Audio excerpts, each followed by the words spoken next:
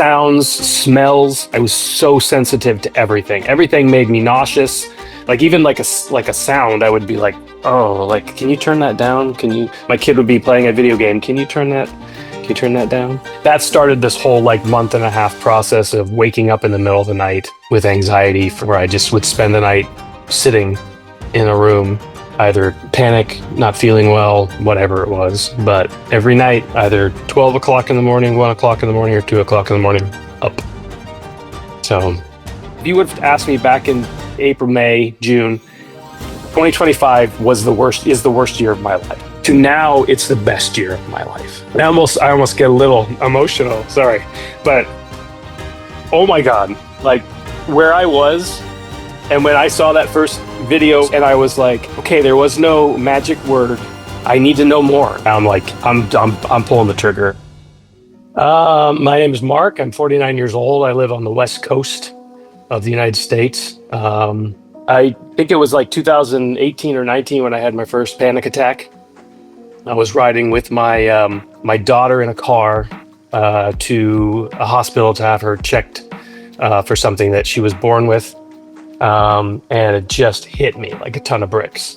And I didn't know what was going on. I had to roll the windows down. I had to drink some water and just really stay focused on driving that vehicle forward. What did you feel when it happened the first time? You remember? It was just kind of like the sensation through my shoulders and chest. Everything got tight. Super aware of everything that was going on around me. Just that I was losing control of myself. That I didn't know what was going on. It was scary. And I didn't have anything like that for a while. And then I'd get them every once in a while until they started happening more often and more frequently. I'd say about a year or two ago, they would happen more frequently. I would be driving somewhere and I'd have my wife and kids in the car, and I'd say something to my wife and I'd be like, well, it's coming. And so she'd be like, just pull over here and I'll drive and we'll be okay. And I'm thinking, well, I still got to get in the passenger seat and I'm still going to feel like this. Yes. But at least I'm not in control of everybody's life at that point, I guess, is what my thought was. But it really, really hit home back in March of this year. I just got anxiety like really, really bad. So crippling, I couldn't leave the house. I wasn't driving at that point, really. My wife was doing most of the driving right up before that. I would just be riding in the passenger seat. But even that became a challenge. That would be like really hard to just sit there. Like I would just be sitting there and we'd be going somewhere. And it's always that thought. I'm in the car and it's like, every time I'm in the car, this is what happens, like, yes. Oh, what if I start to feel sick? What if I kind of share your past with the whole throwing up thing. It's always been a fear my entire life. I haven't done it since I was 10, 11 years old. It's insane. Like getting sick, like vomiting. Physically, yeah. I haven't been sick. And so like April, I just had like this 3-hour panic attack, and I had started the program like 2 days before. So it really wasn't. You actually said, you posted in the community, you said, I was in a dark place, hell or close to it. Oh boy, you've got them all. You've got all the stuff there. I've done my sort of research. No, it was hell. Close to hell, is that what you said? Yeah. Tell me a bit more about that first panic attack. You were about to say something about that. I don't know. I was doing fine that day. I hadn't really drank much water that day. I hadn't eaten much that day, and it got to a point where I needed to eat something, and I was like 7 o'clock at night. I don't eat that late. I'm usually 5 o'clock or so. Yeah. And I ate something. I was like, I'm just gonna have what I had for breakfast because I'm just gonna eat that. It's safe and everything. And I ate it. And then I realized, I was like, oh shoot. Actually, before I ate it, I drank a ton of water. Like I was in that mindset of like, I'm dehydrated. I need to drink a lot of water. So I drank like 2 of these of like water, which is a lot. And then I ate the breakfast stuff for dinner. And then all of a sudden I just kind of went, my mind went, oh crap, you're going to be sick. And I was like, oh crap. So I went onto the back porch And at this point, it's 7 o'clock at night. It was April 1st of all days. Really? I'll never forget it. It wasn't funny to me. No. Now looking back, Hopefully maybe, in but hindsight, yeah. yeah, right. Looking back, maybe. But I paced back and forth on my porch for 3 hours until about 10 o'clock. And just, it was in this mindset that I just was trying to stay from being sick. And then finally I sat down and I was like, stop, think for a second. You've started this anxiety program. What have you learned? I mean, it's so fresh in the program. Like, what have you learned? Okay. It can't hurt you. I'm trying to remember back because there's so much that I've learned since then, like what I Yeah. actually was in that mindset. But I know that there was something inside of me that was just like, you're safe, you're okay, calm down. I was able to calm myself down enough, and I went in the house. And at the time, I took a couple medications because I was like, well, maybe I can get myself under control. And of course, the medications helped to get me under control for that. But then that started this whole like month and a half process of waking up in the middle of the night Oh yeah. with anxiety for like a month and a half, where I just would spend the night sitting in a room, either panic, not feeling well, whatever it was. But every night, either 12 o'clock in the morning, 1 o'clock in the morning, or 2 o'clock in the morning, up. So, yeah. Wow. That's Yeah. Super fun. yeah.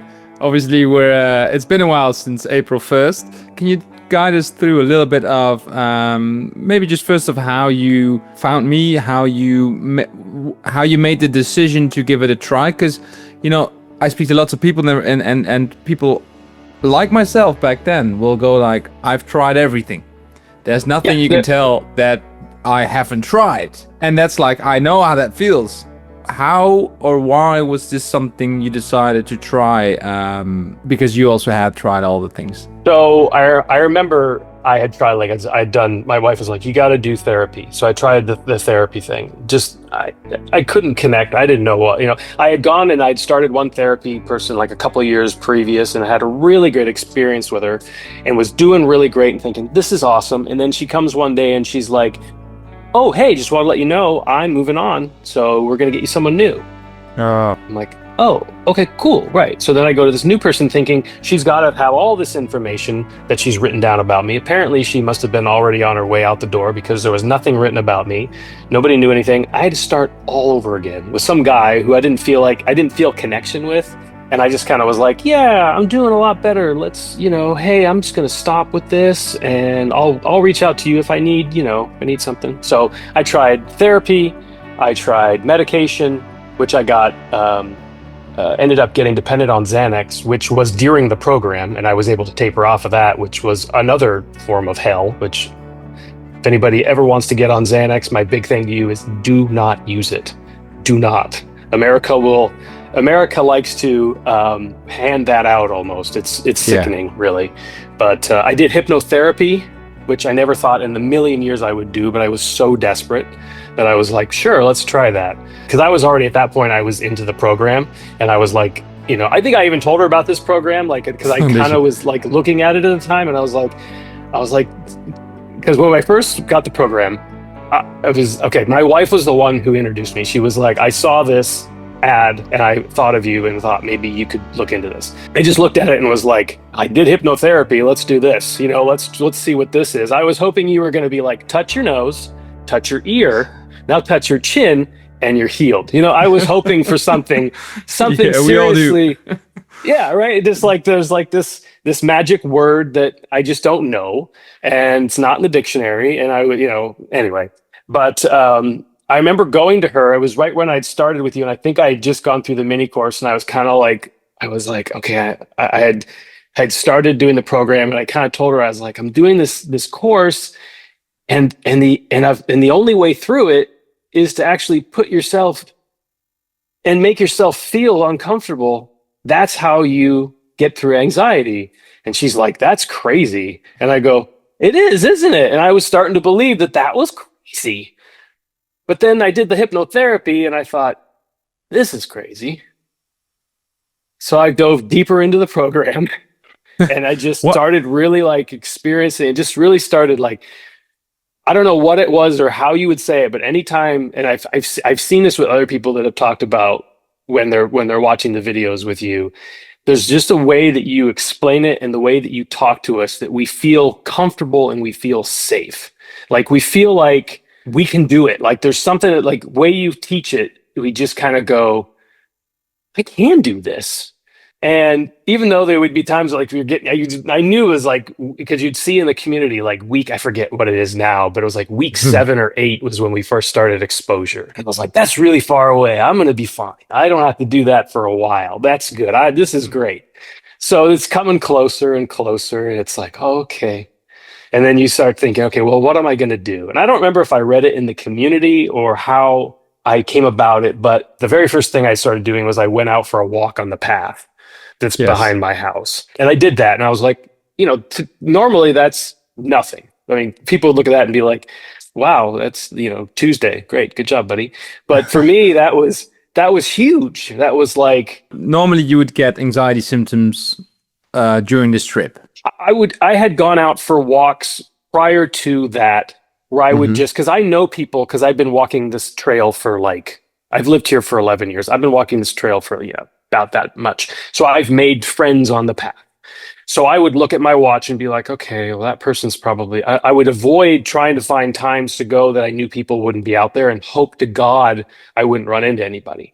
And if I did, you could feel it, like I'd be talking to them and I could just feel it in me, just this whole like, hey, You get how's it tense going? up. Oh, right, yeah, just like this, like overwhelming and just trying like, well, I should get going. I got a meeting. I got to get to back home. So I got to get this walk in, whatever it took. What was different about this day?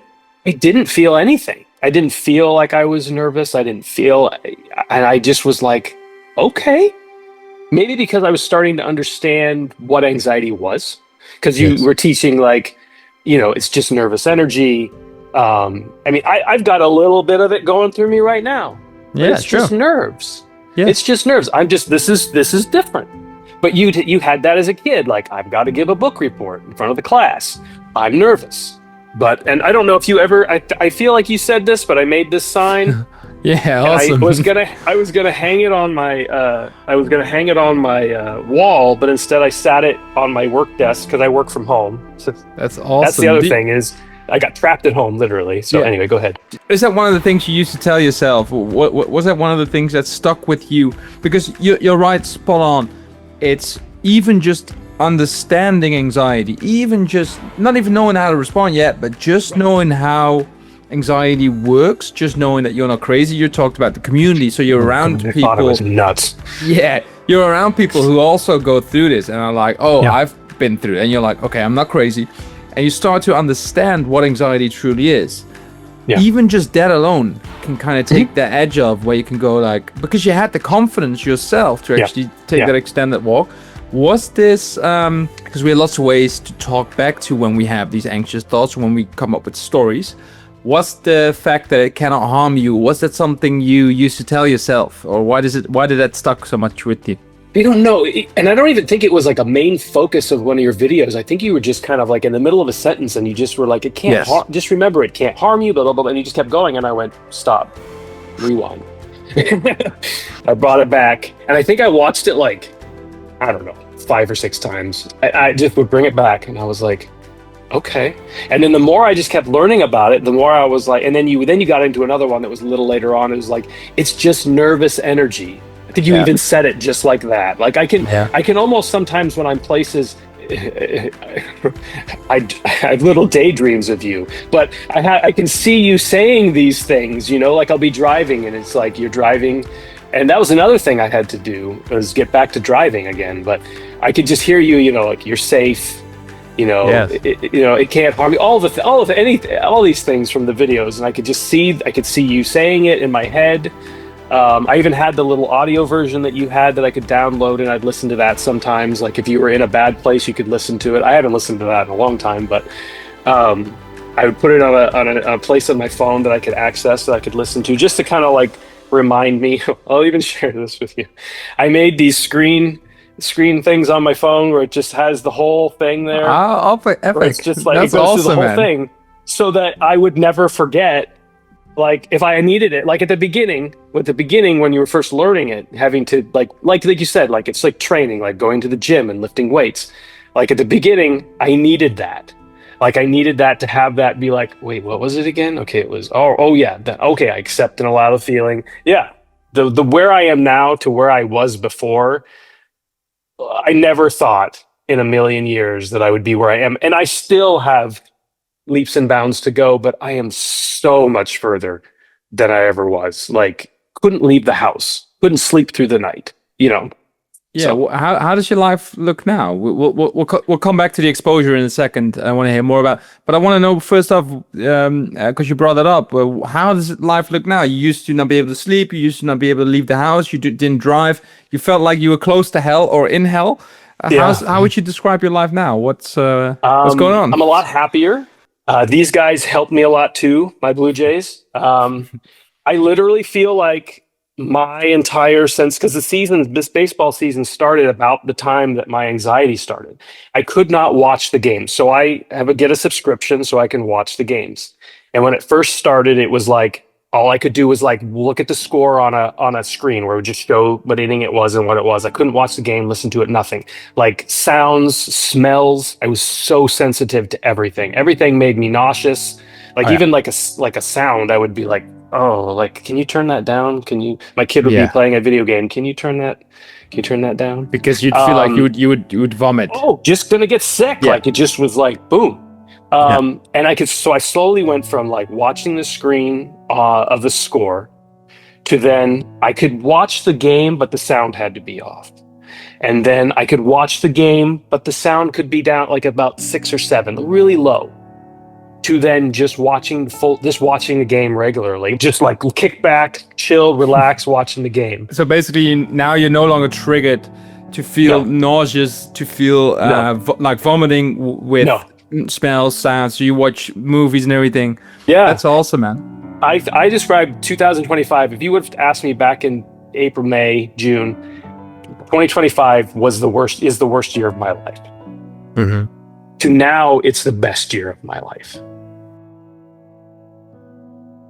I almost get a little emotional. Sorry, but and it's all thanks to you. I appreciate it. But oh my God, like where I was, and when I saw that first video, and I was like, I got done with it, and I was like, okay, there was no magic word. I need to know more. Like I saw how much it was, and I was like, dude, if this works. And I was seeing people's like what they were doing and everything, and I was like, that's pretty cheap considering what I've done. And I'm like, I'm pulling the trigger. Your year has been one of transformation, and it literally is credits to you yourself, because you're literally the one putting in the effort. Like I just happened to be the guy that got to teach you, and I'm glad you were receptive and you were open and you tried these things, because it's like I can guide you. We can guide you. We got the community. But you have to do it. Yeah. You got to do it yourself. And you, as you just said, with the walk and everything, you decided to expand that comfort zone and actually observe as well, and take action. Can you tell me a bit about the 16 weeks, how you experienced it? Because you mentioned, obviously, you started with understanding anxiety, then you learned about the response. What did you feel of the response? Did that resonate with you? The acceptance part, the 5 steps? I remember because you were saying like, hey, make sure you practice it at your house. Make sure where you're at, just practice it and practice it and practice it and practice it. I was okay with practicing it. I would practice it here and there. But I remember the very first thing for my exposure was I set an alarm in my phone for 3 p.m. Monday through Sunday, like every day of the week.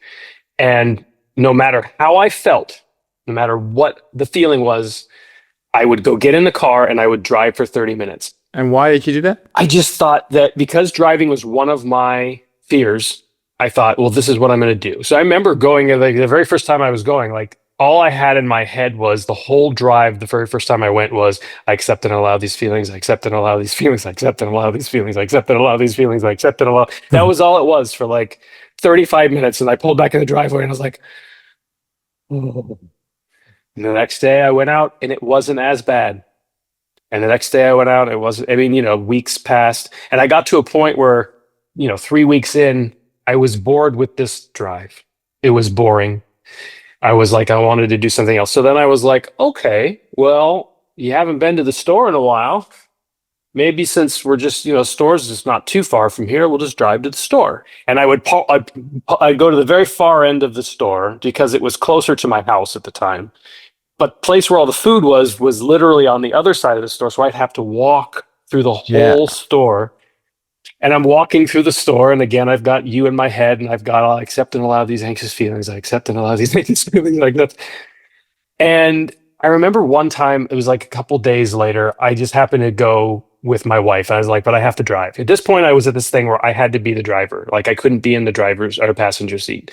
And I remember going, and I was with her, and I felt this overwhelming sensation of anxiety hit me. And I just went, and I was just standing there in the middle of the aisle, and I just was like, in my head, I was just, you're okay, you're safe, you accept and allow the feelings.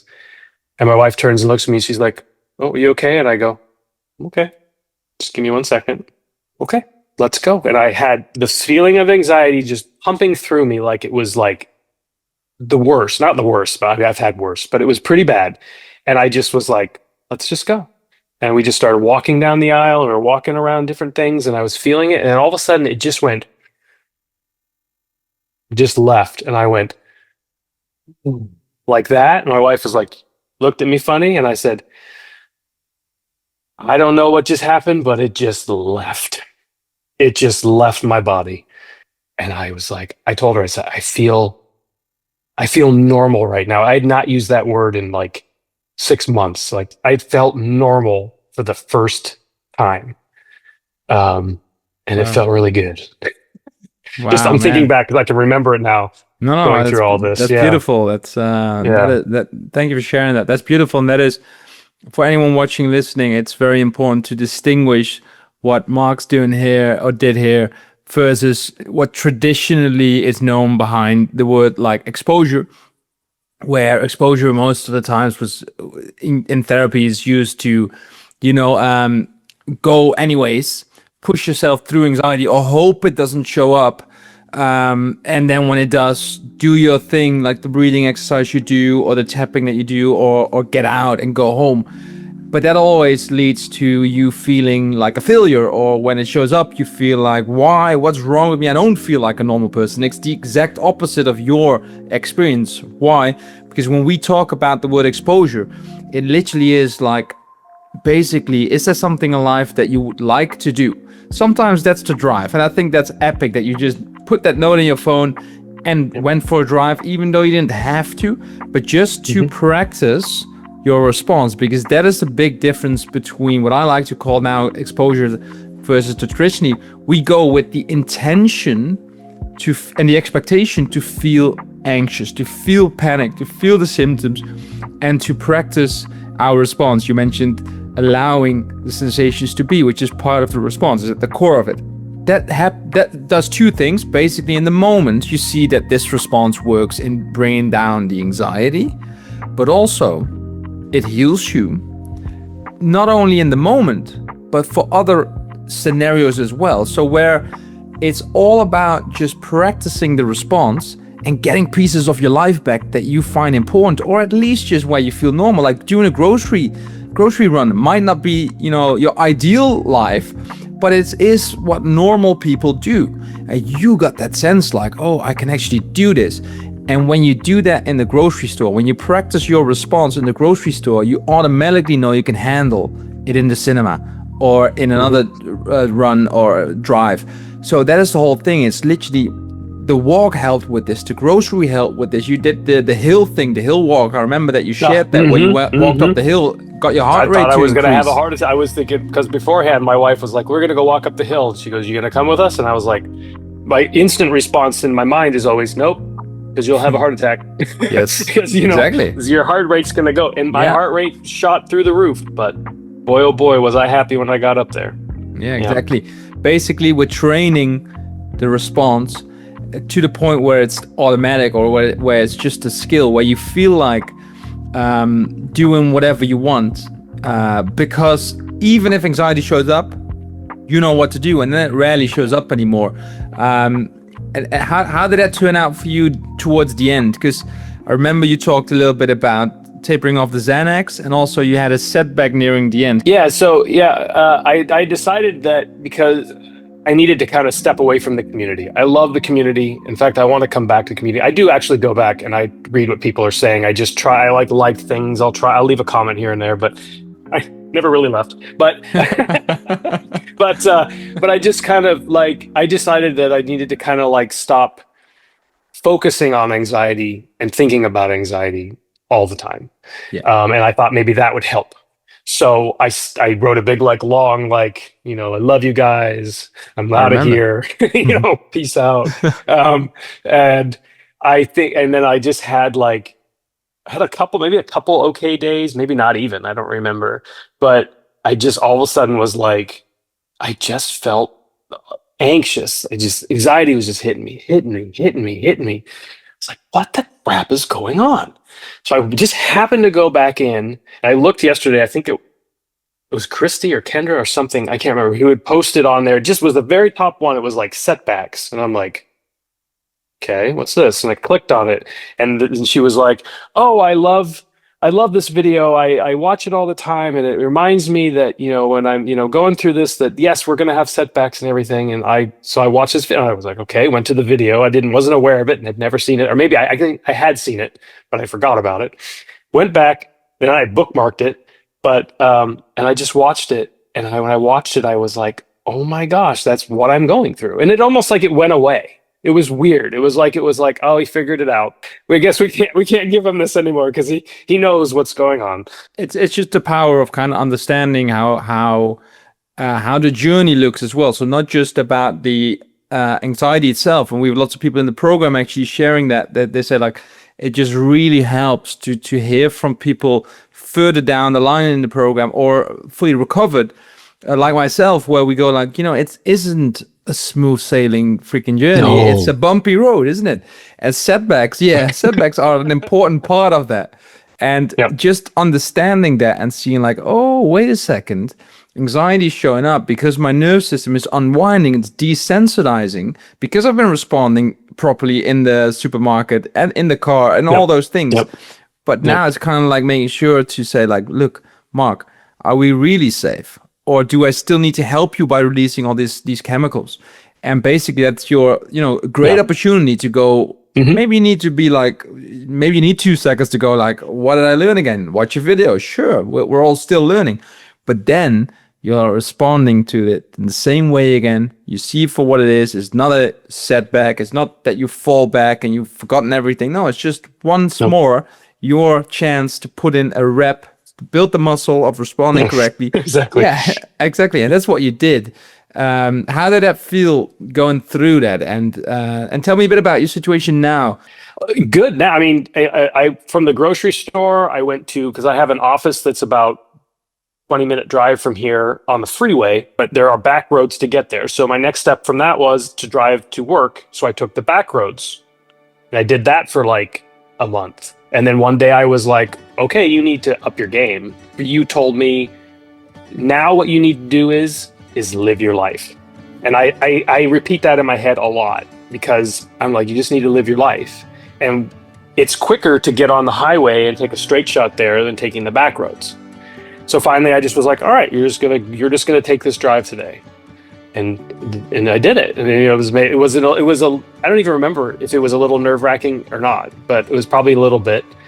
But now that's how I do it. I drive out there. That's how I get there. I mean, that's how all I've known for the last now 3 months of driving there is just, okay, that's how I get there. And then that's how I get home.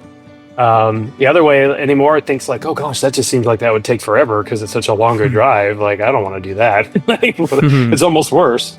It starts with doing these exercises, doesn't it? Like you practice your response in the drive during the grocery store and in the email eventually where we exchange is like, live your life. And because the thing is, I don't help people spend the rest of their lives doing these exercises where they get used to anxiety and everything just to show themselves how well they can handle it. No, it's just you do that a couple of times until you get the proof and you stack that proof, and then you go and just say like, look, what do I want to do?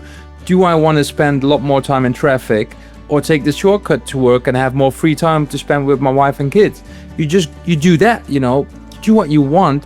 And it's like, Right. if anxiety shows up, you practice your response, and to that point where it doesn't anymore. And you don't have to have that crazy lifestyle. You just have your life. As long as you're living your life as much as you can. That is the end goal, isn't it? That is what you'd want. Do you find yourself being there now? Do you feel like this is your life again? I do. And I find that I don't think of anxiety as much as I used to. Like, it used to be like all I would think about. Like, I tried to find, and I got back into like hobbies and things like that. So one of the hobbies I picked up during the pandemic was Legos, just because it was like something, to do. Because even just doing the Legos, when I would do that when I had the anxiety, like that would trigger. That would trigger the anxiety. I was like, I can't do this. Like, I can't even work on this. And then back into like, I used to make short films. I made a feature film. I'm happier now. I smile more now. I was very depressed and very sad and very, just angry. Like, like I would like snap at my kids, or I wouldn't snap at my wife. I'm smart, but I would snap, just kind of like, they'd say something and I would just be like, just, Yeah. I didn't like who I was. I didn't like what was going on. And, I definitely would say that I'm just happier. I do think about anxiety. Sometimes if I'm out somewhere, all of a sudden they'll pop in my head and I go, oh yeah. And I'll go, okay. And then that's it. Like, all right, cool. Like, all right. Yeah. It's there. Who knows? If it pops up, it pops up. So. Wow. One thing I would say is that this is very normal after you recover from anxiety. There's still pathways in the brain that is more like habitual. So for me, I used to have panic attacks in the cinemas or in like the trains, public transport in general. So even after I was recovered and I no longer worried about anxiety, just seeing the train or being in the train could trigger the thought of anxiety. Oh, wait, panic. And then I would be the same as you, like, okay, well, I don't like it, but if it happens, it happens. And, I can say now from experience, if you let enough time pass, it's just with everything you don't water, like any thought you don't give attention to, it's gonna die down to the point where your brain no longer links the grocery store to anxiety. Even though it no longer triggers, you'll also forget about this whole, the link between the two.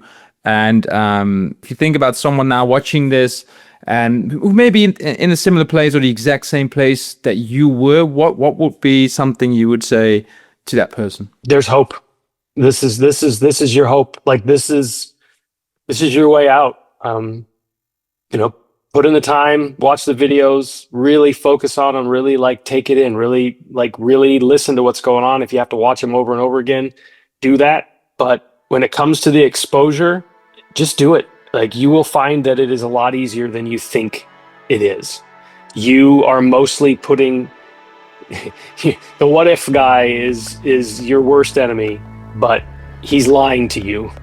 He's telling you he doesn't know what's going to go on. Like, the future, nobody knows what's going to happen. So anything you think is going to happen never happens.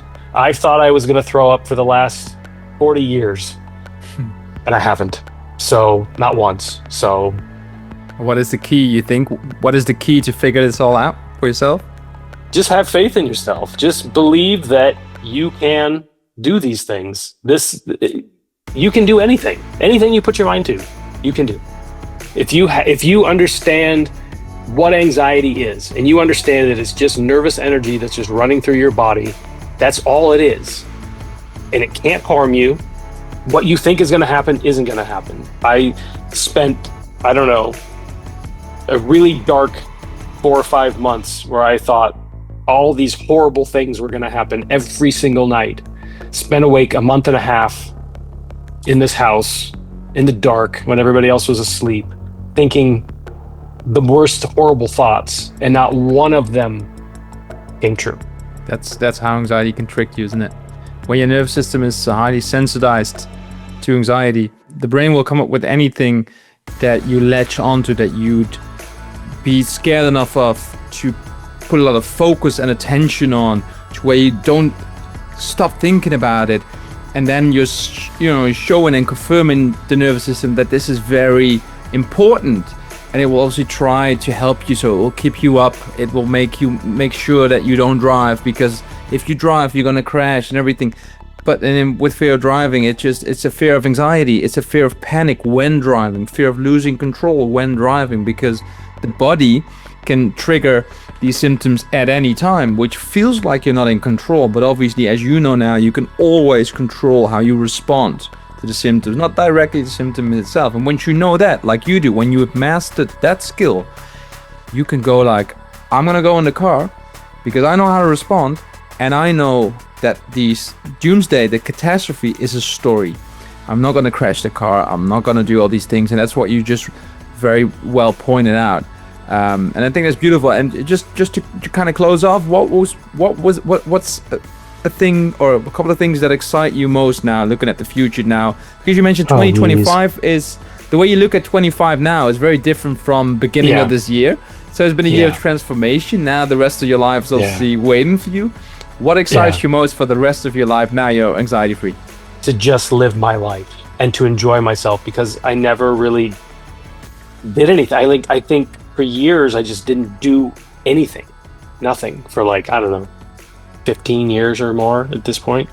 But I'm just excited for the future to enjoy my life and to just get back the things that I used to do and used to just take for granted that were taken from me, so, by myself, essentially. That is beautiful. I want to thank you so much for all your value, not just today, but in the community.